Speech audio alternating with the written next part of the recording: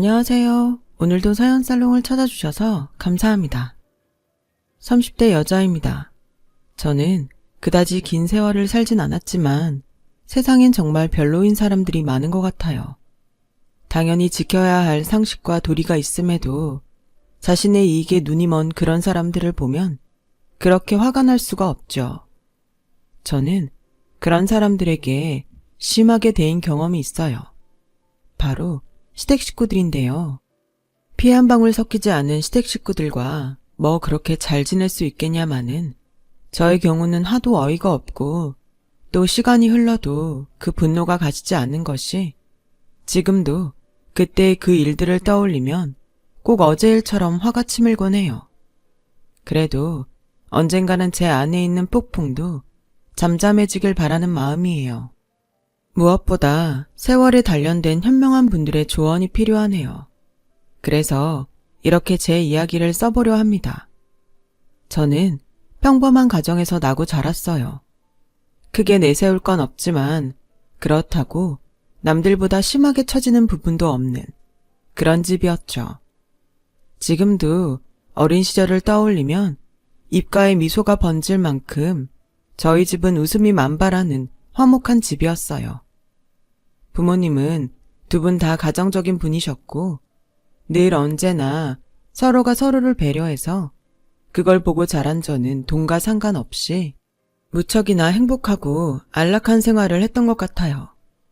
그래서 아무것도 모르던 어린 시절엔 걱정 없는 우리 집이 남들보다 잘 산다고 생각했고 나중에 뭘 좀 아는 나이가 되어서 그제야 우리 집이 경제적으로 크게 여유가 없다는 것을 알게 되었어요. 그동안 부모님에게 받은 사랑이 충만해서인지 그런 것들이 저에겐 별로 영향을 주지 않더라고요. 그때부터 알았던 것 같아요. 행복은 꼭 돈이 많아야 하는 것이 아니라는 것을요. 그래서 저는 자연스럽게 남들에게 보여지는 행복보다는 제가 진짜 행복할 수 있는 것이 뭔지를 고민하게 되었고 대학 진학과 진로를 고민하던 저는 그 고민 끝에 대학을 가지 않기로 했어요. 지금도 대학에 가지 않았다고 하면 조금의 이상한 시선을 느끼곤 하는데요. 그때는 그런 시선이 훨씬 노골적일 때였지만 저는 대학을 가서 딱히 배우고 싶은 것이 없었고 또 그것을 통해 하고 싶은 일도 없었기에 저는 제가 바라던 대로 하루빨리 어엿한 사회인이 되어 자유로운 저만의 인생을 살고 싶었어요. 그런데요, 아이러니하게도 주변의 친구들과 어른들은 제가 대학을 안 가는 것을 집에 돈이 없어 못 가는 것으로 생각하고 자기들 멋대로 저를 측은하게 바라보더라고요. 처음엔 뭔가 억울한 기분에 기를 쓰고 아니라고 하기도 했지만 오히려 그게 더 이상한 것 같아서 오해를 하던 착각을 하던 별로 신경 쓰지 않았어요. 그리고 그렇게 제가 20살이 막 되었을 즈음 아빠는 저에게 처음으로 술을 가르쳐 주시며 당신은 예전에도 그랬고 앞으로도 제가 옳다고 하는 것에 기꺼이 응원해 줄 것이니 절대 기죽지 말고 원하는 대로 살라고 조언을 해주셨죠. 그러면서도 이제 막 아가씨가 된 딸이 아주 조금은 걱정이 되셨는지 처음으로 아빠는 이런 말씀도 하셨는데 세월이 지난 지금 아빠의 그 말을 떠올리면 마음 한구석이 너무나도 아픕니다. 미정아, 아빠는 말이야. 우리 미정이가 아빠만큼 미정이를 사랑해주고 지지해주는 남자를 만났으면 좋겠어. 에이, 나 이제 막 20살인데 아빠 너무 빠른 거 아니야? 요즘 애들은 다 빠르다고 하던데 뭘. 그리고 이게 얼마나 중요한 얘긴데. 아빠는 우리 딸이 결혼하지 않고 평생 아빠랑 살았으면 좋겠지만 또 그러면 안 되는 거야. 그래서 이렇게 미리 당부하는 거고. 네, 여부가 있겠습니까? 이 녀석 봐라. 아빠는 지금 진지하다고. 자고로 남자는 자기 사람을 챙기고 책임질 수 있어야 해. 어디 성질난다고 욱하고 버럭하는 그런 애들은 절대 가까이 하면 안 된다. 그리고 사람이 한결같아야지. 이렇게 저렇게 자꾸 변하는 사람은 조심해야 해. 알겠지? 알았어. 내가 아빠 딸인데 그런 남자를 내가 왜 만나? 난 우리 아빠 같은 남자 아니면 절대 연애도 안 하고 결혼도 안 할 거야. 저는 살짝 취기가 오른 아빠에게 안심하라고 그런 약속을 했어요. 그리고 사회인이 된 지 2년 정도 흘렀을 때 아빠가 신신당부한 그런 남자를 소개로 만나게 되었죠. 배려심 넘치고 유머러스한 센스에 반해서 연애를 시작하게 되었어요. 그리고 그 남자와 저는 3년 뒤 부부가 되었죠. 남편은 연애를 시작했을 때부터 저희 아빠와 비슷한 구석이 많았어요. 하루 온종일 저만 생각하는 듯 했고 저와 있을 때는 무엇이든 저를 위해 다 해주었어요. 물론 그때는 남편의 모습을 다 믿지는 않았어요. 왜 그렇잖아요. 좋으면 뭔들 못할까 하는 그런 생각. 그래서 저는 연애를 더 길게 하면서 남편이 진짜 어떤 사람인지 확인하려 했고 2년 뒤 적어도 제 눈엔 한결같이 저만 아는 바보 같은 사람이라 그래, 이 남자는 변하지 않고 평생 나만 바라볼 우리 아빠 같은 사람이야 라는 확신이 들어 결혼까지 생각하게 되었어요. 당시 저는 그리 많은 나이는 아니었지만 남편이 저보다 6살이 많았어요. 또 저는 이왕 결혼할 거라면 차라리 빨리 해서 우리 집처럼 화목한 가정을 이루고 싶다는 꿈이 있었어요. 그래서 연애를 하는 중 남편이 먼저 자기 집에 가서 인사를 드리면 어떻겠냐고 물었을 때 1초의 망설임도 없이 좋다고 했습니다. 내심 남편의 집 분위기가 궁금했던 저는 기대와 긴장을 동시에 하며 첫 방문을 했었죠. 그리고 그렇게 찾아간 남편의 집. 그러니까 시댁의 모습은 제가 바라던 대로 화목하고 따뜻한 그런 집이었고 남편의 가족은 부모님과 남편 그리고 시집간 여동생까지 4인 가족이었는데 제 눈에 참 이상적인 가족으로 보이더라고요. 당시 시아버지는 동네에서 작은 약국을 운영하다 얼마 전 건강 이상으로 약국 문을 닫으셨고 시어머니는 결혼 전 작은 병원 간호사로 일을 하시다가 결혼하면서 그만뒀다고 하셨어요. 그러니까 지금은 이렇다 할 직업은 없고 자식들에게 용돈 받아 생활하시지만 나름 배운 사람들이었죠. 남편은 당시 대기업까지는 아니었지만 그래도 그쪽 업계에서는 꽤 유명한 회사에서 마케팅 과장 일을 하고 있었어요. 게다가 시집간 여동생은 시집을 잘 가서 서울 강남에 있는 아파트에서 사모님 소리를 듣는 모양이더군요. 저는 평소 성격과 가치관은 그렇지 않지만 자리가 자리인지라 혹시나 저를 대학에 가지 않았다고 못마땅해 하시지 않을까? 또 집이 경제적으로 여유가 있지 않다고 반대하지 않을까? 등등 걱정이 되기도 했었는데 다행히 남편의 부모님은 그 어떤 것도 크게 문제 삼지 않으셨어요. 이쯤 되니 저도 남편을 놓치고 싶지 않다는 마음이 제 안에 자리하게 되더라고요. 남편 집에 인사를 드린 것을 계기로 저희는 본격적으로 결혼에 대해 이야기를 나누게 되었는데요. 때마침 저희 부모님께 소개한 남편을 부모님이 마음에 든다고 하셔서 저희는 이미 마음먹은 결혼을 미룰 이유가 없어 그 애가 가기 전에 결혼식을 올리게 되었어요. 그때를 생각하면 참 철이 없었어요. 어려서 그랬는지 그때까지 크게 대인 적이 없어 그랬는지 저는 앞으로 제 인생이 계속 남편과 알콩달콩 행복할 거라고 믿었죠. 결혼 당시 남편도 벌고 저도 돈을 버니 저희의 신혼은 나름 경제적으로 여유가 있어서 그야말로 행복 그 자체였어요. 그리고 제 예상대로 저는 결혼 후 예전보다 훨씬 많이 행복하게 남편과 신혼생활을 즐겼어요. 그때가 아마도 제 인생에서 남편과 가장 행복한 시간을 보냈던 때였던 것 같네요. 주말이면 매일 데이트를 했고 평일에도 이젠 헤어질 걱정이 없으니까 퇴근 후 함께 TV나 영화를 보며 깔깔거리며 맥주캔을 기울이는데 아, 이게 내가 바라던 결혼이었지 라는 생각이 절로 들었으니까요. 그래서 주변에서는 저에게 남편이 엄청 잘해주나 보네. 얼굴이 아주 활짝 폈네, 폈어. 라며 장난치듯 부러워하기도 했으니까요. 저는 그런 말에 괜히 어깨가 으쓱하곤 했었죠. 이렇게 행복하고 남편과 사이가 좋으니 아이도 금방 찾아왔어요. 내심 신혼생활을 더 즐기다 가졌으면 좋았을 텐데 하는 마음도 있었지만 제 임신 사실에 날아갈 듯 좋아하는 남편을 보니 그런 마음이 싹 사라지더라고요. 남편은 원래도 저에게 잘하는 사람이었는데 이제 뱃속에 아이까지 있으니까 완전 팔불출의 애처가가 되어서 저를 꼼짝도 하지 못하게 했어요. 그리고 시댁에서도 집에서 하는 것처럼 똑같이 저를 꼼짝도 못하게 하는데 시댁 식구들 앞이라 그런지 제가 더 민망하더라고요. 자기는 가만히 있어.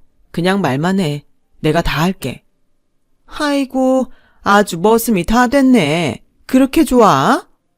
그럼 엄마는 안 좋아? 손주가 생겼는데? 좋아. 근데 네가 이러니까 좋다가도 그 마음이 쏙 들어간다. 네 아버지는 니들 가졌을 때 너처럼 안 했어. 그러니까 너도 좀 작작해. 에이, 나도 좋으니까 그렇지. 오빠, 조심해. 괜히 오빠가 그러면 새언니 엄마한테 구박받는다. 야, 말이 되는 소리를 해. 너는 예지 가졌을 때 매제가 안 그랬어? 시끄러워. 밥이나 먹자. 아, 우리 임산부는 입덧이 심해서 못 먹나? 아니요, 괜찮아요. 뱃속에 애가 순한지 입덧은 아직 없어요. 그래? 걔가 우리 아들 닮았나 보다. 우리 아들도 뱃속에서부터 그렇게 순했는데. 그래, 닮으려면 지 아빠를 닮는 게 낫지. 그때부터 약간 좀 이상하긴 했어요. 그렇지만 제가 그런 것들을 별로 대수롭지 않게 넘겼다는 것이 문제였던 것 같아요. 그 일을 시작으로 조금씩 저의 꿈 같은 행복은 금이 가기 시작했거든요. 전혀 생각하지 못했던 일이 벌어지고 말았어요. 뭐? 유산? 너는 네 몸을 어떻게 관리했길래 애를 흘려? 그게요. 엄마 놀란 거 아는데 이 사람도 지금 많이 힘들어. 그러니까 다음에 해요. 저는 꿈에도 생각지 않았던 유산을 했어요. 병원에서는 제가 스트레스가 심하고 일이 많아 태아에게 영향을 준 것 같다고 유산의 이유를 설명했는데 사실 납득은 잘 되지 않았어요. 하지만 유산의 이유를 알게 된 시부모님은 당장 저에게 회사를 그만두라고 성화를 부리셨죠. 시간이 조금 지나자 남편도 은근 제가 일을 그만뒀으면 좋겠다고 하더라고요. 그러자 남편까지 바라는데 왜 직장을 그만두지 않느냐며 시어머니는 저에게 화를 내셨고 저는 점점 심적으로 힘들었어요. 얘, 뭐 얼마나 대단한 직장이라고 고집을 부리니? 그러게 누가 뱃속에 애를 그렇게 흘리래? 나는 2번 다시 그런 거 용납 못한다. 아니, 우리 아들이 돈을 못 버는 것도 아니잖아. 더 이상 긴말할 필요 없다. 당장 회사 그만둬. 알겠니? 다른 여자애들은 그렇게 시집만 가면 회사 그만 못 떠서 한다리라는데 너는 진짜 특이해. 누가 보면 수억은 버는 줄 알겠어. 시어머니는 이렇듯 제가 유산을 하고도 계속 직장에 다니는 것을 참 싫어하셨어요. 저 역시 유산의 원인이 제가 일을 하는 것이라면 식구들 말대로 제가 회사를 그만둬야 되는 것이 아닐까 고민이 많았는데 주변 선배와 동료들은 그런 고민을 하는 저에게 미정씨, 회사 절대 그만두지 마. 나중에 괜히 남편이랑 시댁 식구들한테 험한 꼴 당할 수 있어. 지금은 아닐 것 같아도 나중에 괜히 돈도 못 벌면서 자기네들 말 안 듣는다고 얼마나 고깝게 구는데. 그래서 나도 다시 회사 다니는 거잖아. 라고 말렸고 저는 이만저만 고민이 아니었죠.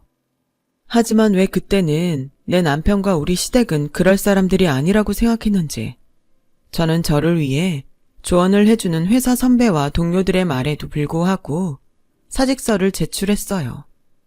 무엇보다 다시 아이를 갖는다면 그 아이만큼은 꼭 지키고 싶다는 생각에 저는 제 선택을 믿었어요. 그래서 저는 그 후에 집에서 살림을 하기 시작하게 되었어요.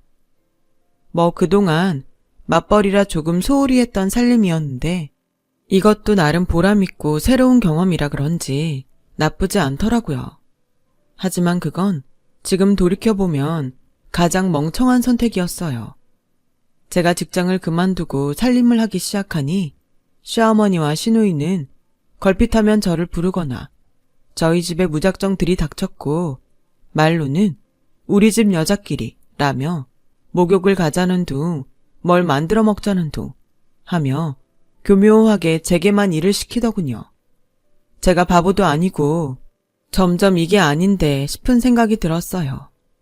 처음엔 제가 직장도 그만뒀고 이제사 저와 가까이 지내려 그러시나 하는 생각에 기꺼이 장단을 맞춰드렸지만 언젠가부터 밖에서 점심을 먹으면 시어머니와 시누이는 당연히 제가 계산을 하는 걸로 알았어요. 저도 사람이라 슬슬 기분이 나쁘기 시작했죠. 시어머니는 거기서 한술 더 떠서 저에게 일주일에 한두 번은 꼭 홈쇼핑에 나온 물건들을 주문해달라고 전화를 하셨는데요. 그것에 대한 값 역시 한 번을 주시지 않으셨어요. 처음엔 남도 아니고 가족인데 돈 가지고 째째하게 구는 것 같아 말을 하려다가도 참았는데 점점 고마워하기는커녕 뻔뻔하게도 그 태도에 저도 더는 못하겠더라고요. 그래서 혼자 어떻게 하면 자연스럽게 시어머니와 거리를 유지할 수 있을까 고민을 하는데 설상가상으로 회사 일로 바빠진 남편은 그런 고민을 하는 제 팔자가 늘어져 보였는지 예전과 다르게 점점 저를 막대하기 시작했어요. 그리고 그 남편의 마음이 조금씩 변하고 있다는 것을 몰랐던 저는 다음에 돌아오는 연휴에 여느 때처럼 여행을 다녀오자고 말을 했는데 남편의 대답은 저를 황당하게 했어요. 내가 자기처럼 한가한 줄 알아? 요즘 나 바쁘기도 하지만 머릿속에 회사 일로 정신이 하나도 없어. 자기는 맨날 집에서 편하게 있으니까 노는 날이면 나 끌고 나가서 어디 놀러 나가고 싶은 모양인데 밖에서 일하는 나 좀 배려해주라, 응? 아니, 나보고 회사 그만두라고 성화 부릴 땐 언제고 인제 와서 그렇게 말해. 내가 뭘. 그리고 그건 당신이 유산하는 바람에 그렇게 된 거잖아. 다른 여자들은 회사 야근하면서도 애만 잘났던데 누가 그렇게 애를 유산을 하래. 저는 순식간에 망치로 머리를 한 대 얻어맞은 듯 멍했어요. 결혼하고 달라지는 남편이 많다는 소리를 듣기는 했지만 이게 제 일이 될 거라고는 생각도 못했거든요. 그제사 회사를 그만둔 것을 후회했어요. 자신만만하게 나는 아닐 거라고 장담했던 제 자신이 그렇게 한심하게 느껴질 수가 없었죠. 그래서 그 후로 임신은 다음 문제고 다시 재취업을 해야겠다고 생각했어요. 이대로는 결코 예전처럼 결혼 생활을 할 수 없을 것 같았거든요. 하지만 제 사정이 그러든지 말든지 시어머니는 예전처럼 저를 봉으로 생각하시더군요. 그런 시어머니를 더는 받아줄 수가 없어서 전화는 물론이고 어지간해서는 낮에 집에 있지도 않았는데 몇 번 저희 집에 와서 허탕을 치셨는지 시어머니는 남편이 있는 저녁 시간에 화가 잔뜩 나서 저희 집에 쳐들어오셨어요. 다짜고짜 저에게 삿대질을 하시며 큰 소리를 치시는데 어찌나 어이가 없던지 정말 말이 다 안 나오더라고요. 야, 넌 출가 왜이니? 어딜 그렇게 온종일 싸돌아다녀? 전화도 안 받고? 너, 나 일부러 피하냐? 그럴 리가요. 요즘 계속 집에만 있어서 안 되겠다 싶어서 재취업하려고 바빴어요. 허, 웃기고 있네. 대학도 안 나온 유부녀가 무슨 재취업을 해? 어디 너 같은 고졸을 쓰겠다는 회사가 있을 것 같니? 너도 참 네 주제를 모른다. 어머니, 말씀이 좀 지나치신 것 같은데요. 누가? 내가? 예, 말이 나왔으니 하는 말인데 네가 내세울 게 뭐 하나라도 있니? 애도 간수를 못해서 유산이나 하고 집에서 쉬게 하면 애라도 잘 낳을까 했더니 왜 애는 안 생기는데? 누구 골탕 먹이냐? 어머니, 엄마, 나 피곤해. 왜 화가 나셨는지는 모르겠는데 낮에 해요. 이 사람 낮에 집에 있잖아. 아들, 미안해. 근데 얘가 이 엄마를 우습게 하는 걸 어쩌니? 낮에 내가 찾아올까봐 집에 붙어있지를 않아. 그리고 내 전화는 받지도 않고. 자기 정말이야? 하도 자기가 집에서 노는 사람 취급하길래 재취업하려고 바빴다고 계속 말했잖아. 내가 말할 때 어디 갔다 왔니? 어머, 너는 남편한테 말버릇이 그게 뭐야? 세상에, 못 배웠어도 그렇지. 어머니, 계속 이런 식으로 저 건드리면 저도 안 참아요. 어머님 아들만 귀한 거 아니에요. 저도 저희 집에선 귀한 딸이라고요. 그래서 그런 귀한 딸 대학도 못 보내줬냐? 제가 안 간 거예요. 아, 그러셔? 꼴에 자존심은 있어서? 아들, 엄마는 다른 뜻은 없었어. 그냥 얘 집에서 심심할까봐 데리고 다니면서 잘 해주려고 했을 뿐이야. 그런데 얘는 이 엄마가 싫은가 보다. 지금도 네 처가 나한테 하는 것 좀 봐라. 나이 어린 제가 이런 표현을 쓰는 것이 맞는 건지 모르겠지만 저는 그때 시어머니가 참 여우 같다고 생각했어요. 당신도 찔렸는지 저한테 계속 돈 쓰게 했다는 말은 결국 남편에게는 하지 않으면서 그렇게 우는 소리를 하는데 제 머릿속엔 늙은 여우라는 네 글자만 생각나더라고요. 그래서 그날 저녁 저는 남편에게 그동안 있었던 일을 말했어요. 그러자 남편은 한숨을 푹 쉬더니 그 돈이 뭐 얼마나 되냐며 저에게 핀잔을 줬고 저는 억울한 마음에 돈도 돈이지만 이용당하는 것이 싫어서 그런 거라고 몇 번을 말했는데도 팔은 안으로 굽는다고 남편은 제가 하는 말을 믿지 않았어요. 우리 엄마 그런 사람 아니야. 그런 사람이었으면 결혼 전에 애당초 당신 대학도 못 나오고 처갓집 별 볼 일 없다고 우리 결혼 반대하셨겠지. 뭐라고? 그렇잖아. 솔직히 나도 자기 한 사람만 보고 결혼했지만 우리가 레벨이 맞지는 않잖아. 레벨? 사람 사는 게 무슨 게임이니? 그리고 이런 말 하는 거 나도 싫은데 그렇게 따지면 나도 할 말이 없는 거 아니야. 막말로 당신 부모님 벌이도 없는 백수시잖아. 지금도 아가씨랑 우리한테 용돈 받아서 생활하시는데 오히려 우리 집에서 반대해야 맞는 거 아니야? 뭐? 자기 지금 말 다 했어? 여태 우리 집을 그렇게 생각한 거야? 정말 실망이다.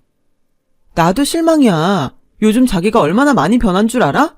내가 오죽하면 재취업을 하겠다고 이러겠냐고. 아, 됐어. 피곤해. 알았으니까 자기 마음대로 해. 됐지? 남편은 그렇게 말하고 안방이 아닌 작은 방에 들어가 잠을 잤어요. 그 후 저와 남편은 한동안 각방을 썼는데요. 둘 다 먼저 굽힐 생각이 없다 보니 각방을 쓰는 기간은 점점 늘어가기만 했었죠. 그러다 제가 자격증을 몇 개를 취득하고 재취업에 성공하고 한 달이 되지 않았을 무렵 난데없이 시어머니에게 연락이 오더군요. 무슨 큰일이라도 난 듯 시어머니는 당장 의논할 일이 있다고 다짜고짜 집으로 오라고 성화를 부리셨는데 제가 퇴근을 하고 시댁에 가보니까 말하지 않아도 대충 어떤 상황인지 알 것 같았어요. 제 눈에 시누이의 짐으로 보이는 많은 가방과 3살인 시누이의 딸인 조카가 보였거든요. 딱 봐도 집을 나온 것 같았어요. 그리고 아닌 게 아니라 제 예상은 틀리지 않았어요. 내가 정말 살다 이런 억울함은 처음이야. 지가 돈 좀 있으면 다야? 어떻게 처자식을 내쫓고 이혼을 하재? 엄마, 나 정말 이대로 이혼당하는 거야? 나 어떡해. 나 이제 애랑 어떻게 살아. 그러게 이년아, 착착했어야지. 내가 너 돈 가지고 장난하지 말라고 했지? 주식도 도박이라고 내가 했어, 안 했어? 아, 누가 무식하게 주식을 도박이라고 해. 하도 예지 아빠가 나 백수라고 무시하니까 큰돈 좀 벌어보려고 했지. 아우, 이거사. 네가 무슨 능력으로 큰돈을 벌어.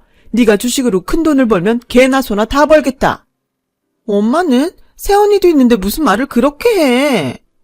쪽팔린 건 아냐? 으이그.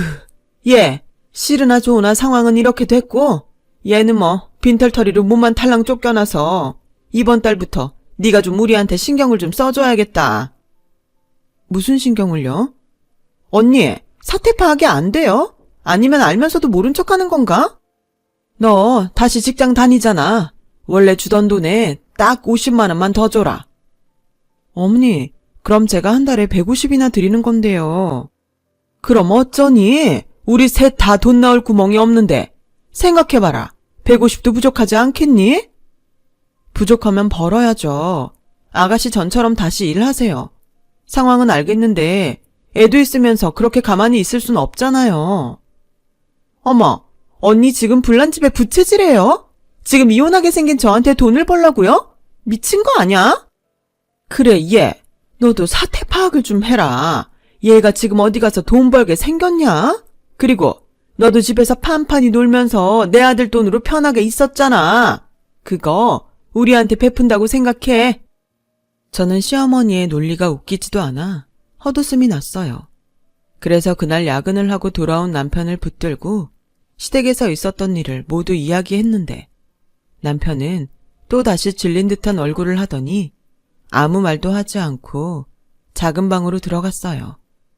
그래서 저도 자기 집 일이니까 자기가 알아서 하라고 했고 한동안은 시댁에서 걸어오는 전화를 모두 피했습니다. 그러던 중 저에게 또다시 믿을 수 없는 일이 벌어졌어요. 미정아, 어떡하니? 네 아빠가 뺑소니 사고를 당했는데 의식이 돌아오지 않는데. 저희 엄마는 차마 입 밖에 나오지 않는 말을 할 수가 없어서 몇 번이고 말을 하다 멈추고 했고 저는 믿을 수 없는 사실에 힘이 풀려 손에 들고 있던 핸드폰을 툭 떨어뜨리고 말았어요.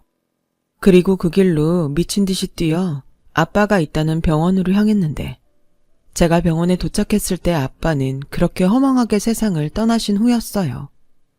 엄마는 오열하다 정신을 잃으셨고 저는 이러다 엄마까지 잘못되면 어쩌지 싶어 몸을 달달 떨며 아빠의 빈소에 앉아 있었는데 뭐가 어떻게 되어가는지 정말 하나도 모르겠더라고요. 그렇게 정신이 없는 가운데 그래도 남편이 있어 다행히 아빠의 장례를 무사히 치를 수 있었는데 아빠의 죽음으로 전혀 정신을 차릴 수 없었던 저와 엄마에게 남편은 아빠의 사망보험금과 피해 보상금에 대한 이야기를 꺼냈어요. 장모님, 힘드시겠지만 장모님이 배우자시니 장모님이 하셔야 해요. 다행히 뺑소니범은 잡았고 그에 따른 피해 보상금도 받으셔야 하니 지금은 슬퍼하시기보다 정신 꽉 붙들고 어떻게든 더 받기 위해서 장모님이 강하게 나가셔야 해요. 그래, 근데 그 돈이 다 무슨 소용인가. 내 남편이 지금 여기 없는데. 그러니까요. 장인어른도 안 계신데 돈이라도 더 챙기셔야죠. 저는 그때 남편이라도 있어서 다행이라고 생각했어요. 하지만 얼마 지나지 않아 남편에겐 딴 생각이 있었다는 것을 알게 되었죠. 저는 그때부터는 남편에 대한 그 어떤 애정도 사라져 없어졌어요. 글쎄 제 남편은 자기가 중간에서 합의금과 보험금 수령에 도움을 주면 저희 엄마가 다만 얼마라도 떼서 줄 거라고 이미 계산을 하고 있었더라고요. 그리고 그걸 시댁 식구들에게 자랑처럼 떠들었고 남편의 말에 또 기대를 한 바가지한 시어머니와 시누이는 아직 슬픔 속에서 어떻게 해야 할지 모르는 저에게 이런 헛소리를 했어요. 예, 죽은 네 아버지 일은 안 됐지만 산 사람은 살아야지. 그래도 너는 내 아들 덕에 합의금도 제법 많이 챙겼다면서. 그래서 하는 소린데 너 네 엄마한테 말해서 합의금이랑 보험금 나온 것 중에서 딱 3억만 우리 줘라. 뭐라고요? 내 아들 아니었음. 날아갈 돈이 얼마였니? 그러니 중간에서 수고한 우리 아들 몫이다 생각하고 3억만 달라고. 언제까지 얘도 이혼당하고 놀고만 있을 수는 없고 그래도 사모님 소리 듣던 앤데 가게라도 하나 해야 되지 않겠니? 무슨 가게를 하는데 그렇게 큰 돈이 필요해요. 그리고 지금 우리 아빠 목숨값으로 시누이 장사하는데 보태라고요? 장사라니? 언니, 말이 좀 그렇다. 이왕 말 나온 김에 말하자면 내가 카페를 봐둔 게 있어요. 거기 목도 좋고 장사도 엄청 잘 되는데 주인이 이번에 내놓는다고 해서 그거 인수하려고 그래요. 인테리어도 이미 다 되어 있고 문 닫을 것도 없이 바로 이어서 하면 되니까 돈도 바로 벌 수 있고 그렇다 보니까 돈이 좀 많이 필요하네 언니. 우리 가족이잖아요. 내가 나중에 돈 많이 벌면 이 은혜 잊지 않을게요. 네? 됐어요. 저희 엄마한테 그 소리 절대 못해요. 뭐? 너는 애가 참 그렇다. 그럼 중간에서 혼자 애쓴 내 아들은 뭐가 되니? 혹시 그 돈 너랑 니네 엄마가 꿀꺽 하려고 그러는 거 아니야? 그만하세요. 저는 지금 부모를 잃었다고요. 정말 너무하세요. 지금 저한테 그런 얘기가 하고 싶으세요? 아무리 돈에 눈이 멀었어도 그렇지. 어쩌면 그러세요? 야, 너 지금 말 다 했어? 우리가 오죽급 하면 이러겠니? 됐다. 너는 말이 안 통하니 내 사부인이랑 직접 말아마. 그러기만 하세요. 저 그랬다가는 절대 안 참아요. 어머님 아들이랑 이혼할 테니까 그렇게 아세요. 네가 그렇게 말하면 내가 겁낼 줄 아니? 어디서 협박이야? 정이야, 가자. 엄마, 나 가게 계약한다고 했어. 한시가 급해. 엄마만 믿어. 다 수가 있다. 시어머니는 저를 죽일 듯 노려보고 그렇게 시누이와 나가셨어요. 그리고 저는 남편에게 시어머니와 시누이가 다녀간 사실을 이야기했고 남편은 이미 다 아는 듯 저에게 이렇게 말했죠. 물론 당신 기분 이해해. 근데 우리 엄마랑 정희 입장도 좀 봐줘. 걔도 아직 앞날이 구말리잖아. 그래도 일할 생각으로 그러는 건데 돈이 없으면 몰라도 도울 수 있으면 돕는 게 맞는 거 아니야? 돈? 돈이 있어? 그 돈이 어떤 돈인데? 전에도 말했지만 자기가 그 돈 욕심내지 않는다고 해서 돌아가신 장인어른이 돌아오시진 않아. 사람이 현명해야지. 아, 그래? 그럼 나중에 나도 당신 죽고 나면 당신은 이미 없으니까 돈이라도 더 많이 챙기자고 생각하면 되는 거야? 산 사람은 그 돈으로 잘 먹고 잘 살아야 하니까 그렇게 생각하면 되는 거라는 거지? 내가 이러니까 요즘 자기랑 말하기가 싫어.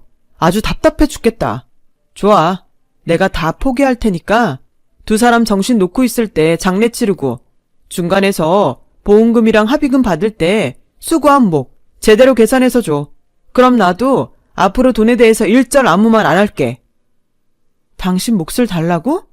난 그 돈에 아무런 미련도 없어. 그 돈을 받는다면 그건 다 아빠 없이 지내야 하는 엄마 몫이겠지. 그러니까 당신도 당신 식구들도 제발 내 앞에서 그 입 닥쳐주라. 저는 그렇게 말하고 방에 가서 짐을 쌌어요. 남편과 싸워서 그런 것도 있었지만 혼자 있을 친정엄마 걱정에 애당초 그럴 생각이었거든요. 그런데 남편은 그런 저를 가지 못하게 막아섰고 급기야 안방 문을 잠가 저를 나가지 못하게 하는데 저도 이대로는 물러설 수 없어서 경찰에 신고를 했어요. 그렇게 출동한 경찰에 의해 저는 집을 나올 수 있었죠. 남편도 모든 정황을 이야기하는 것이 쪽팔렸는지 나가겠다는 저를 잡지 못했죠. 저는 그 길로 친정집으로 갔어요. 그렇게 한 달 넘게 친정엄마와 생활하며 나름 조금씩 안정을 찾아갔는데 친정엄마가 저에게 돈이 든 통장을 건네시며 이렇게 말씀하셨어요. 엄마가 생각을 많이 했는데 이 돈은 아무래도 네가 갖는 게 맞는 것 같아. 우리 둘 다 정신 없을 때 서서방이 고생 많이 한 거 맞잖아. 네 아빠는 무엇이든 너한테 선택하라고 하겠지만 엄마는 그래도 우리 딸이 남편 그늘에서 남편 의지하고 사랑받고 살았으면 좋겠어. 저는 엄마에게 미안하다고 대답했어요. 이미 금이 갈대로 간 저희 부부가 엄마의 바람대로 살 수는 없었으니까요. 그런데 합의 이혼을 하기 위해 법원에서 만난 남편은 예전의 모습과는 조금 달라져 있었어요. 그러니까 예전 사이가 좋았던 그때의 그 남편의 모습으로 저를 대해주면서 자기는 이혼을 하고 싶지 않다고 저에게 용서를 빌었어요. 그리고 더 이상 시어머니와 시누이에게는 더는 시달리지 않게 하겠다고 약속을 하는데 절대 흔들리지 않을 것 같았던 마음이 흔들리더군요. 그래서 이혼 서류에 도장까지 다 찍고 마지막으로 기회를 한 번 더 주겠다고 했어요. 만약 똑같은 일이 벌어진다면 이미 다 작성한 이혼 서류를 제가 법원에 제출하는 것으로 합의를 했죠. 저는 그렇게 다시 집으로 돌아갔어요. 다시 혼자 남을 친정엄마가 마음에 걸리긴 했지만 제가 이혼을 보류했다는 것이 더 기뻤던 엄마는 저에게 자기 생각은 하지 않아도 되니 그저 행복하게만 살라고 당부하셨죠. 그렇게 한 3개월. 저는 다시 예전처럼 남편과 사이좋게 지낼 수 있었어요. 각자 빨리 퇴근하는 날이면 서로를 위해 식사를 준비했고, 가끔은 저희 친정에 가서 저희 엄마와 시간을 보내기도 하면서요. 그래서 점차 가지고 있던 이혼 서류에 대해 잊어가고 있을 즈음 결정적인 사건이 일어났습니다. 그 사건으로 저는 아무런 미련 없이 남편과 이혼하게 되었어요. 그날은 토요일이라 모처럼 늦잠을 자고 있었는데요. 거실에서 들려오는 요란한 소리에 저는 잠에서 깼고, 남편은 벌써 일어나 방에 없길래 남편이 거실에서 무얼 하나 싶어 거실로 나가봤는데, 글쎄 저도 모르는 이사가 한창이었어요. 카페를 3개월 만에 말아먹은 시누이가 결국엔 빚만 잔뜩 지어 시댁집을 처분하게 만들었던 거예요. 오갈 곳이 없어진 그들은 저희 집에 이사를 들어오고 있었던 거고요. 아니, 이렇게 말도 없이 이사를 오는 경우가 어딨어요. 어머, 너 웃긴다. 여기 내 아들 집이잖아. 그리고 누가 말을 안 했대? 아, 국진이가 너한테 아직 말을 안 했니? 내 아들이 오죽하면 그랬을까. 아무튼 그렇게 됐으니까 너도 빨리 도와. 그리고 안방은 나랑 네 시아버지가 쓸 테니까 비워주고. 말도 안 돼. 알았어요. 잠시만 기다리세요. 저기요. 저는 시어머니에게 그렇게 말하고 한참 이사 일을 하는 업체 사람에게 여기 있던 짐을 다른 곳으로 옮기고 싶다고 말했어요. 물론 돈을 2배로 더 준다고 조건을 걸었고요. 업체 사람은 누군가 통화를 한 후 곧 차가 올 거라고 저에게 말하더군요. 저는 저대로 짐을 싸기 시작하는데 누군가에게 연락을 받았는지 그때까지 콧배기도 보이지 않던 남편이 헐레벌떡 뛰어들어왔어요. 자기야, 미안해. 상황이 좋지 않아서 말한다는 게 늦었어. 그래? 그 말한다는 게 결국엔 상의는 아니었던 거지?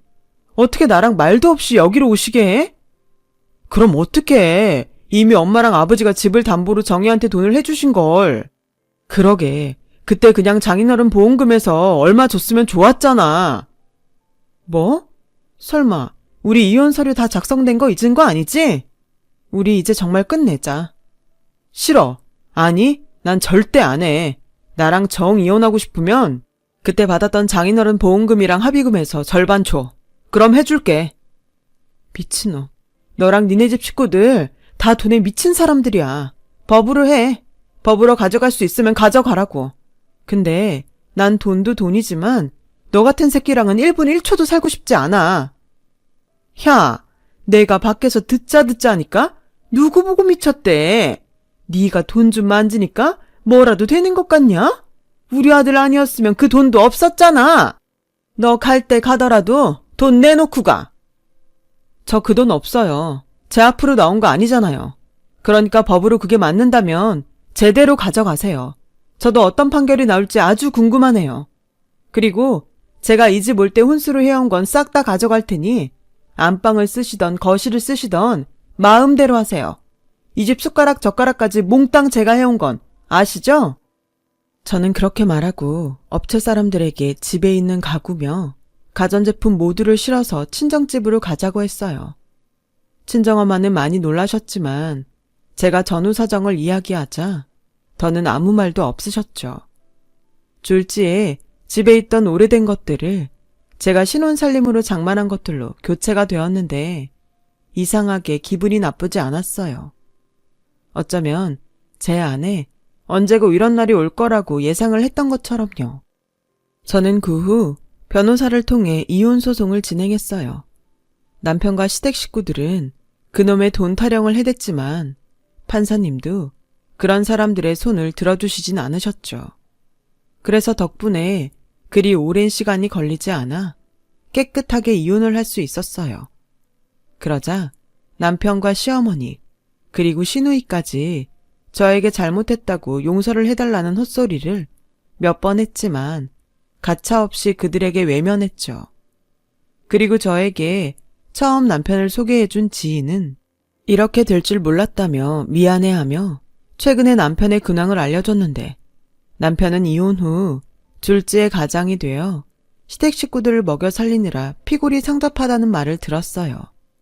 어찌나 고소하던지. 나중엔 돌아가신 아빠가 저를 도와주신 게 아닐까 하는 생각도 들더라고요. 저희 아빠는 언제나 제가 행복하길 바라시는 분이셨으니까요. 그래서 저는 아빠의 바람대로 무조건 행복하기 위해 노력하며 살고 있어요. 가끔은 엄마와 여행도 가고 또 가끔은 갖고 싶은 것과 하고 싶은 일에 돈과 시간을 쓰는데요. 행복이라는 것이 별것이 없더라고요. 욕심내지 않고 주어진 것에 만족하며 그때그때 제가 원하는 것을 하면 그것이 행복이니까요. 인정하기 싫지만 행복은 어쩌면 불행했던 사람들이 더 잘 느낄 수 있는 것 같아요. 그러니 행복은 상대적일 수밖에 없는 것이죠. 그래서 저는 이 행복한 시간들을 절대로 놓치고 싶지 않아요. 누군가 그러더라고요. 행복은 질도 중요하지만 빈도가 더 중요하다고. 그래서 저는 작든 크든 매일 행복하려 합니다. 하늘에 있는 아빠가 기뻐하실 수 있도록 최대한 오래오래 저희 엄마와 함께요. 지금까지 제 이야기 들어주셔서 너무 감사합니다. 언제나 건강하시고 소중한 사람들과 행복한 시간을 보내시길 진심으로 바랄게요. 여러분, 사연 댓글에 응원과 현명한 조언 부탁드려요. 좋아요와 구독은 저에게 큰 힘이 됩니다. 오늘도 좋은 일 가득하세요.